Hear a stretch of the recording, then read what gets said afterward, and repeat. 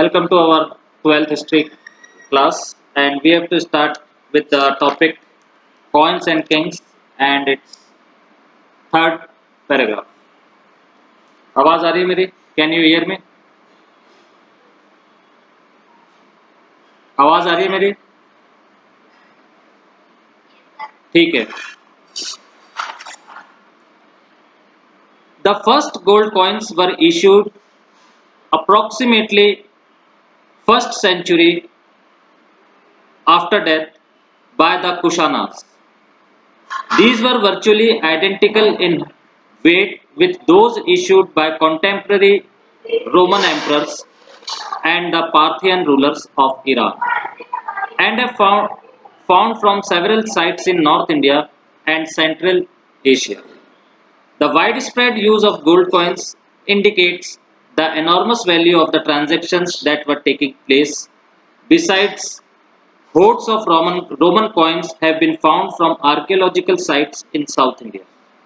It is obvious that networks of trade were not confined within political boundaries. South India was not part of the Roman Empire, but there were close connections through trade. So, जो अपने gold coins थे, सोने के सिक्के सबसे पहले around 1st century में जो कुशाना जो राजा थे, कुशाना राजाओं के ने जारी किए थे, कुशाना जो किंग्स थे उन्होंने जारी किए थे, और इनका जो आकार और जो वेट था, यानी कि साइज और जो वेट था वो लगभग, मतलब अपन मान लेते हैं अप्रोक्सीमेट, ज्यादा से ज्यादा 19-20 का फर्क होगा या बराबर ही था. ठीक है. रोमन किंग्स जो थे और ईरान के जो पार्थियन रूलर्स थे, उन्होंने जो सिक्के जारी किए थे बिल्कुल सेम वैसे ही थे. मींस कुशानाज ने जो गोल्ड कॉइन्स जारी किए थे वो बिल्कुल वैसे ही थे जो रोमन एम्पायर में चल रहे थे गोल्ड कॉइन्स, और जो कि ईरान के अंदर जो पार्थियन रूलर्स थे वहां चल रहे थे गोल्ड कॉइन्स. तो सेम साइज और सेम वेट के यहाँ पे कुशानाज ने भी इंट्रोड्यूस किए थे गोल्ड कॉइन्स. कहाँ पे? नॉर्थ ऑफ इंडिया और सेंट्रल ऑफ एशिया. अपन ने कुशानाज के बराबर पढ़ा था लास्ट के अंदर कि कुशानाज जो थे सेंट्रल एशिया से और अपने नॉर्थ और नॉर्थ वेस्ट जो पार्ट है अपने सब कॉन्टिनेंट का, इसके ऊपर उनका रूल था. और ये जो गोल्ड कॉइन्स हैं ये अपने नॉर्थ और सेंट्रल एशिया के कई जगहों पर या कई जगहों पर मिले हैं. और सोने के सिक्कों के यानी कि गोल्ड के जो कॉइन्स था, इनका प्रयोग क्या होता था, क्या यूज होता था इनका? कल अपन इसी बात पर बात कर रहे थे कि भाई कॉइन्स का क्या यूज है. तो यहाँ पे जब गोल्ड कॉइन्स है तो गोल्ड कॉइन्स का क्या यूज था? कॉइन्स तो आप कोई से भी चला सकते थे. व्हाट इज द बट उस समय गोल्ड कॉइन्स के सिक्कों का जो प्रयोग होता था या वो इसलिए होता था कि भारी मात्रा के अंदर यानी कि ह्यूज क्वांटिटी के अंदर जो कि बहुत ज्यादा कीमती चीजें होती हैं उनका एक्सचेंज करना. यानी कि आपने किसी को गोल्ड कॉइन दे करके उससे जो चीज एक्सचेंज की है वो भी बहुत ज्यादा कीमती, वो भी इस गोल्ड कॉइन से कम नहीं. ये इसका प्रयोग इसलिए होता है गोल्ड कॉइन. ऐसा नहीं है कि आपने किसी को एक सोने का सिक्का दिया और अगर एक सोने के सिक्के की वैल्यू 100 रुपए के बराबर है तो आपने दूसरे से जो चीज ली है वो 90 रुपए की होगी, वो भी बिल्कुल 100 रुपए की ही होगी. तो ये क्या है, उसी के बराबर के वैल्यू यानी कि उसी के बराबर की कोई कीमती चीज आपको लेनी है या एक्सचेंज करनी है तो उस काम के लिए ये गोल्ड कॉइन्स यूज में लिए जाते थे. और इसके अलावा जो साउथ एशिया है, सॉरी साउथ ऑफ इंडिया है, साउथ इंडिया के अंदर ये जो आर्कियोलॉजिकल साइट्स हैं यहाँ पर क्या है, बहुत भारी मात्रा के अंदर रोमन कॉइन्स मिले हैं. बहुत भारी मात्रा के अंदर रोमन कॉइन्स मिले हैं इससे ये मतलब तो साफ है, ये मतलब तो क्लियर हो जाता है हिस्टोरियंस के लिए कि जो साउथ इंडिया था वो रोमन एम्पायर का पार्ट नहीं था, रोमन एम्पायर के अंदर वो नहीं आता था साउथ ऑफ इंडिया। तो वहां यहाँ पे ये रोमन एम्पायर्स के कॉइन्स कैसे आए? It is very clear, through trade. Trade किया होगा रोमन एम्पायर्स के थ्रू, रोमन एम्पायर्स के अंदर ट्रेड किया, वहां से ये गोल्ड, इनको गोल्ड कॉइन्स मिले होंगे, ये अपने यहाँ पर लाए होंगे। तो यहाँ पे क्या है, अपने को बहुत ह्यूज क्वांटिटी के अंदर क्या है, रोमन कॉइन्स भी मिले हैं। Any question?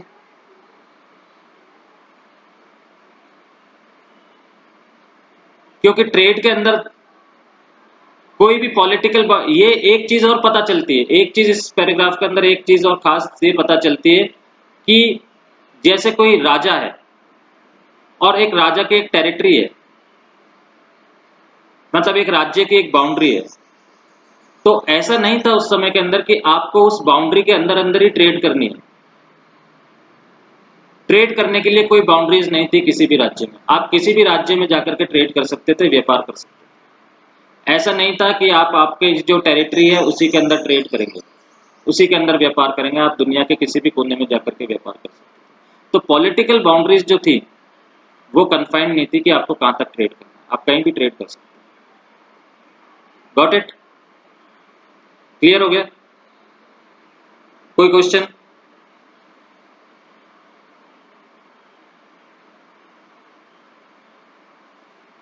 क्लियर?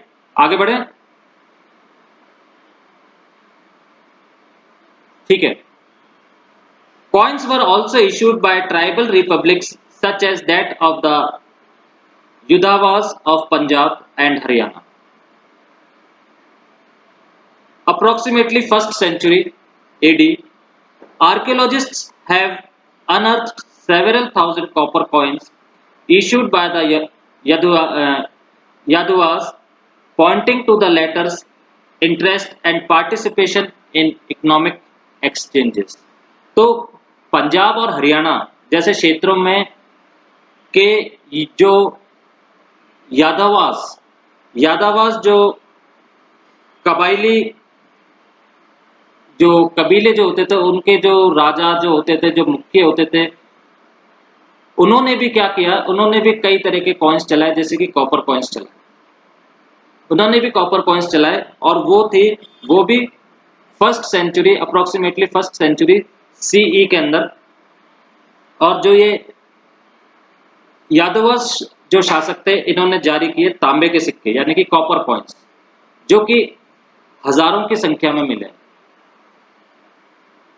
जिनसे जो अब क्या पता लगता है जब ये कॉइन्स हजारों के सिक्के की संख्या के अंदर मिले हैं, हजारों के नंबर्स में मिले हैं, तो इससे ये पता लगता है कि जो यादवास थे उनकी जो इंटरेस्ट था वो किस में था, ट्रेड में था, ट्रेड में था।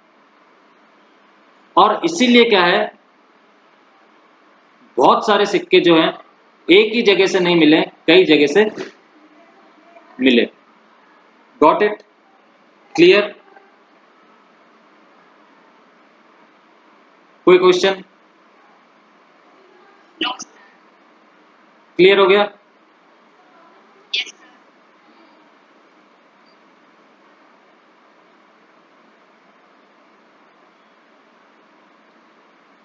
Now, next paragraph.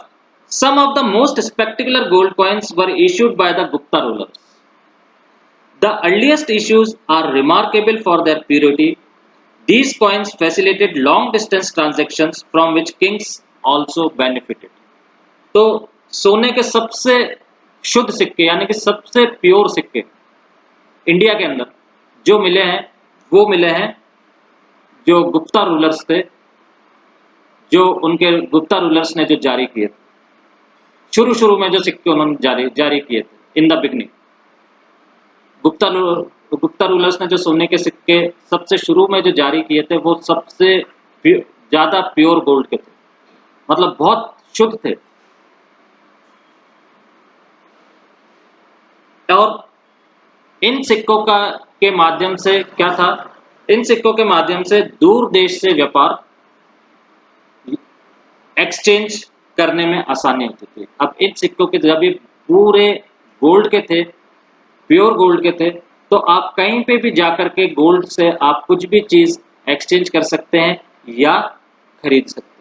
गोल्ड एक ऐसी चीज है जिसको आप कहीं पे भी रखवा देंगे, आपको उसके बदले में जो भी चीज चाहिए मिल जाएगी। आज की तारीख में भी, आज की तारीख में भी वर्ल्ड बैंक क्या है, डॉलर मांगते, डॉलर नहीं है तो आप आपके देश को अगर लोन चाहिए, आप सोना रखवा दीजिए, आपको लोन मिल जाएगा।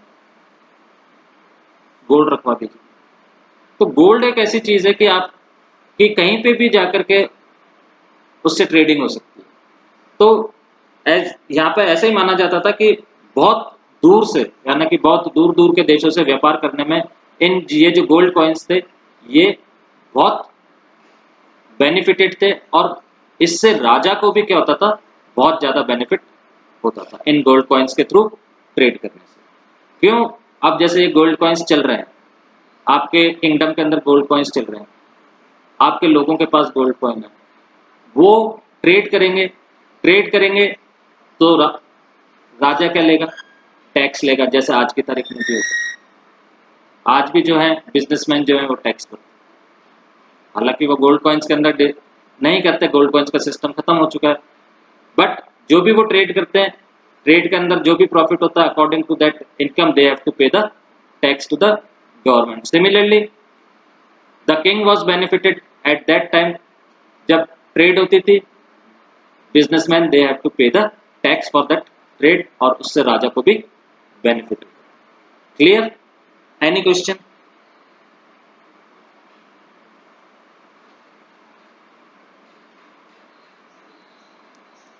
कोई क्वेश्चन करना है इसमें?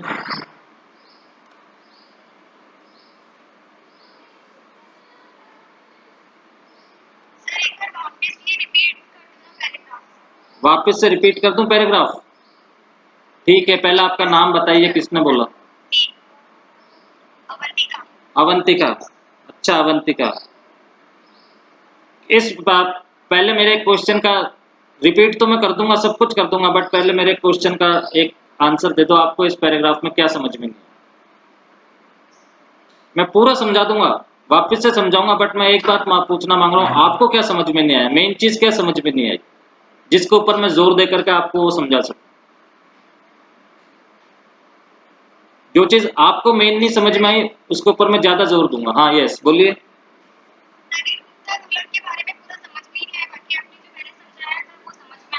बेटा ये एक्चुअली क्या है, गुप्ता रूलर्स का, ये तो अब क्या है, लास्ट है, ये तो लास्ट पैराग्राफ है गुप्ता रूलर्स का। अपन ने पूरे चैप्टर के अंदर मौर्यन और एम्पायर पढ़ा है, गुप्ता का भी थोड़ा बहुत पढ़ा है। खैर एनीवे, गुप्ता रूलर्स का ये बता देता हूं मैं आपको क्या था। देखिए, हाँ मैं समझा रहा हूँ, आप हाँ आप लेट आए, इसीलिए मेरे को मालूम है आपने लेट ज्वाइन की है क्लासेस, इसलिए आपको थोड़ी प्रॉब्लम हो रही है बेटा, मेरे को मालूम है इस बात, मैं जानता हूँ इस बात। ठीक है, तो आप घबराइए मत, पूछिए मेरे से, मैं तो समझाने के लिए बैठा हूँ। मैं कब मना, मैं तो कह रहा हूँ कि मैं आपको पूरा पैराग्राफ वापस से समझाऊंगा, बट मैं ये पूछ रहा था कि बेटा जो चीज आपको समझ में नहीं आई है उसके ऊपर मैं ज्यादा जोर दे करके उसको ज्यादा अच्छी तरह आपको समझाऊं, मेरा मैंने ये बोला था। अब सुनिए ध्यान। हाँ मैं, हाँ बिल्कुल क्लियर कर रहा हूँ बेटा, आपको बिल्कुल क्लियर कर रहा हूँ, ठीक है, वापस से सुनिए। Some of the most spectacular gold coins were issued by the Gupta rulers.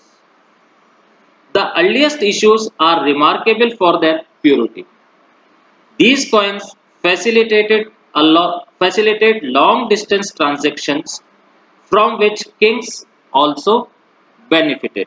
अब देखिए पूरा हिंदी में आपको इसका बताता हूँ, पूरा ट्रांसलेशन इस पैराग्राफ का बताता हूँ, ठीक है। सोने के सबसे भव्य यानी कि बहुत अच्छे सिक्के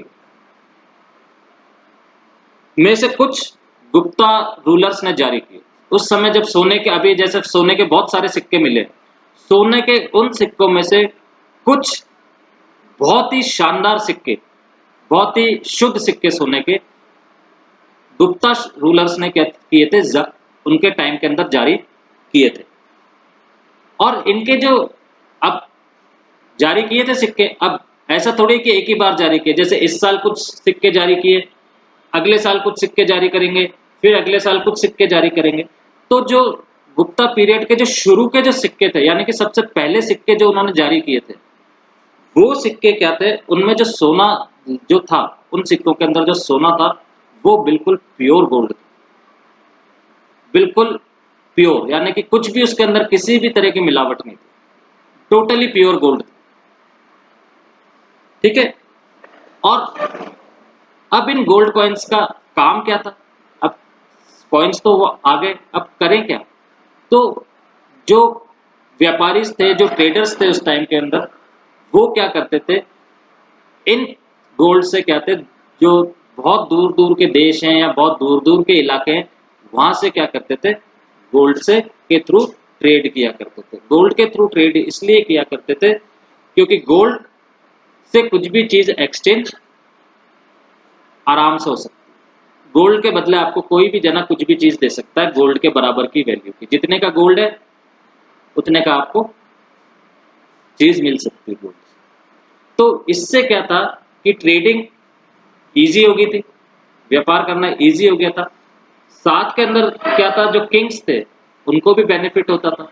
अब कोई व्यापारी है, ट्रेड करके आया है, व्यापार करके आया है, तो राजा उस व्यापार से क्या लेता था, टैक्स लेता। जैसे आज भी व्यापारियों को टैक्स देना पड़ता, उस टाइम भी क्या था, जो जब भी ट्रेडिंग होती थी उसके ऊपर क्या लगता था, टैक्स लगता था। और जब टैक्स लगता था तो नेचुरल है कि राजा की जो तिजोरी है वो भरती थी, राजा को भी बेनिफिट होता था। समझ में आया? अब any question? Avantika got it?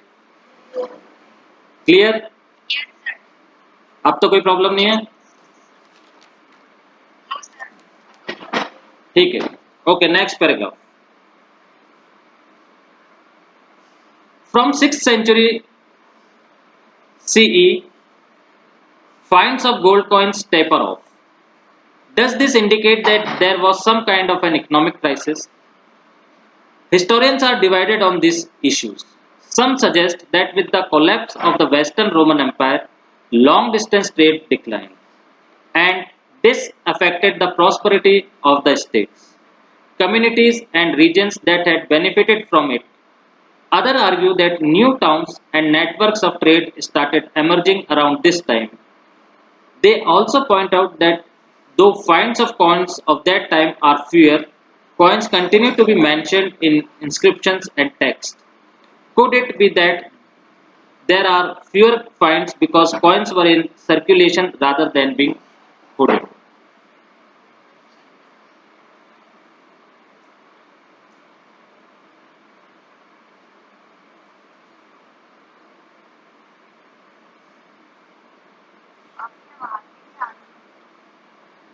So,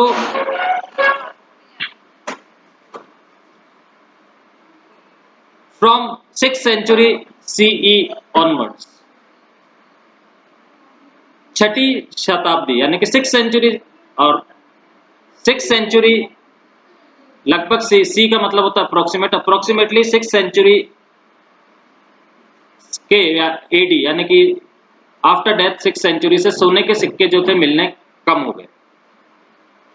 क्या इससे ये संकेत मिलता है कि उस काल में कुछ आर्थिक संकट पैदा हो गए थे, कुछ इकोनॉमिक क्राइसिस पैदा हो गए थे उस पीरियड के अंदर, कि जिससे सोने के सिक्के मिलने कम हो गए?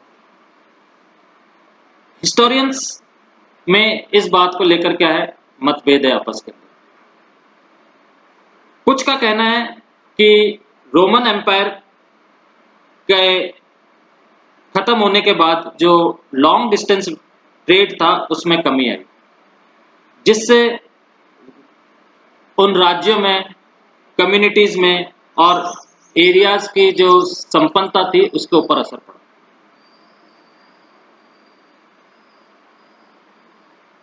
और अन्य दूसरे हिस्टोरियंस का कहना है कि इस पीरियड में कई नए नगर बन रहे थे और ट्रेड के नए नए तरीके निकलते जा रहे थे, व्यापार के नए नए, व्यापार करने के नए नए तरीके निकलते जा रहे थे। और उनका ये भी कहना है कि इस पीरियड के सोने के सिक्कों का मिलना तो कम हो गया, मतलब यहां से 6th सेंचुरी के बाद से सोने के सिक्कों का मिलना तो कम हो गया, लेकिन इंस्क्रिप्शंस और टेक्स्ट के अंदर इन सिक्कों का जो वो अपन हिंदी में उसको बोलते हैं उल्लेख, यानी कि टेक्स्ट के अंदर इन सिक्कों को बताया गया, जो उसके बाद के भी टेक्स्ट जो लिखे गए या जो इंस्क्रिप्शंस जो 6th सेंचुरी के बाद भी लिखे गए हैं, उनके अंदर भी इन सिक्कों के बारे में बताया गया। ठीक है, क्या इसका मतलब क्या हो सकता है कि जो कॉइन्स हैं इसलिए कम मिलते थे क्योंकि वे क्या थे, वो रनिंग में थे, यानी कि फ्लो में थे। कॉइन्स क्या थे, फ्लो में थे, और उनका किसी ने भी या किसी भी प्रकार से किसी ने भी उनको जमा करके नहीं रखा। अब वो फ्लो में थे तो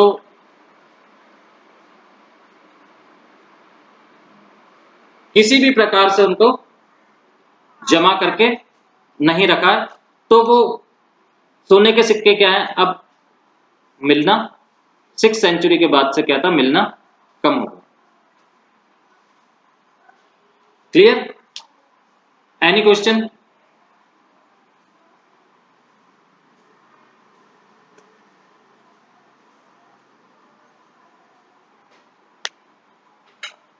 क्लियर हो गया?